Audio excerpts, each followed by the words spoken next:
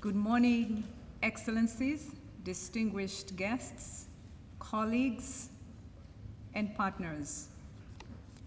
Let me first join Minister Kissler in expressing our deepest condolences to the victims and everyone affected by the tragedy of the Ethiopian Airlines crash.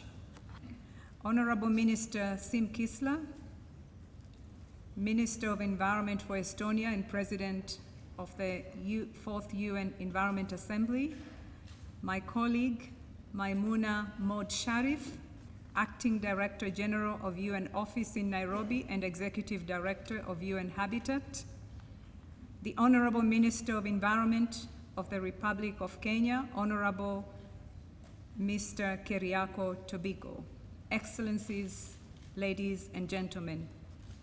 Welcome to the Fourth United Nations Environment Assembly, or as we say in Kiswahili, karibuni kwenye bunge la nne la Umoja wa Mataifa. We are here today because we share a common sense of purpose.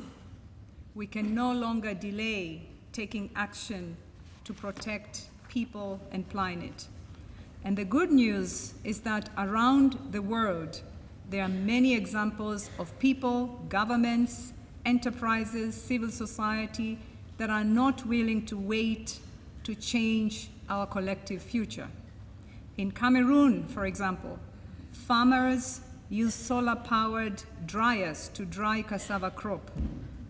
This means they can store what they produce for longer and get a better price in the market.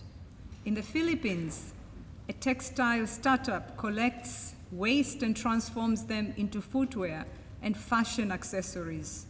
Sri Lanka, affordable electric conversion kits aim to transform the iconic tuk-tuk. We are not starting from scratch.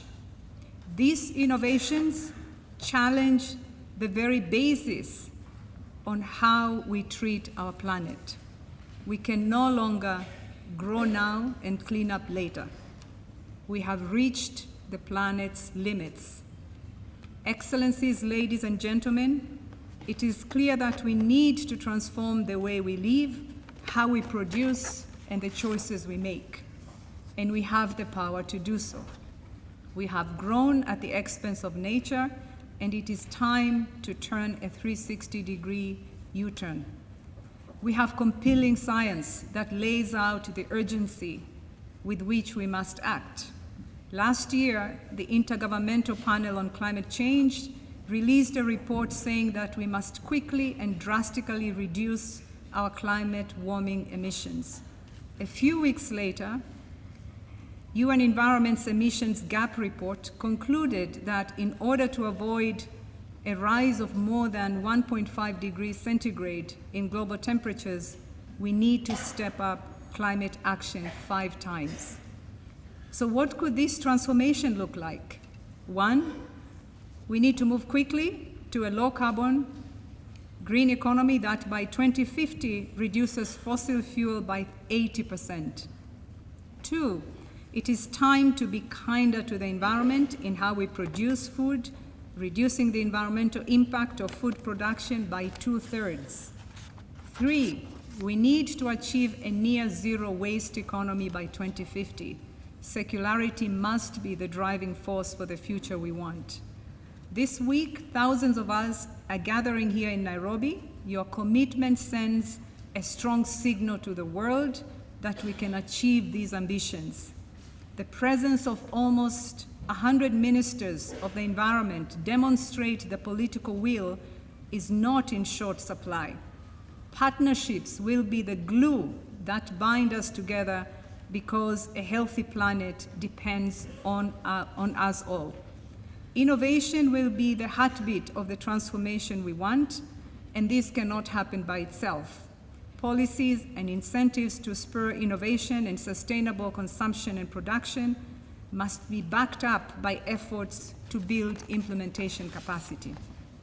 And I'm so proud that we will have many civil society organizations, governments, social enterprises, and companies here at the Assembly who will be demonstrating the power of innovation in reducing poverty, powering business, addressing environmental challenges, and promote sustainable development.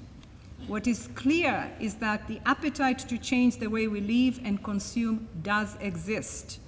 UN Environment Program's #SolveDifferent campaign aims to inspire us to change the choices we make in our daily lives, and I'm excited to report that we have already recorded more than 2.7 million positive choices aiming to reduce the environmental costs of consumption and production models. More than 4,000 delegates from 170 countries will be at the Assembly this week. I challenge you all to join the global push and share your commitments using the #SolveDifferent hashtag. So, as we embark on a busy week ahead, I ask all of us to be open, to be optimistic, and be bold, and to focus on the end goal, which is to ensure that the collective well-being of all people on this planet. To close, in the words of the UN Secretary General, Antonio Guterres, and I quote him, "In this fast-changing world, standing still means falling farther behind," end of quote. So let's move ahead. Thank you very much. Asanteni sana.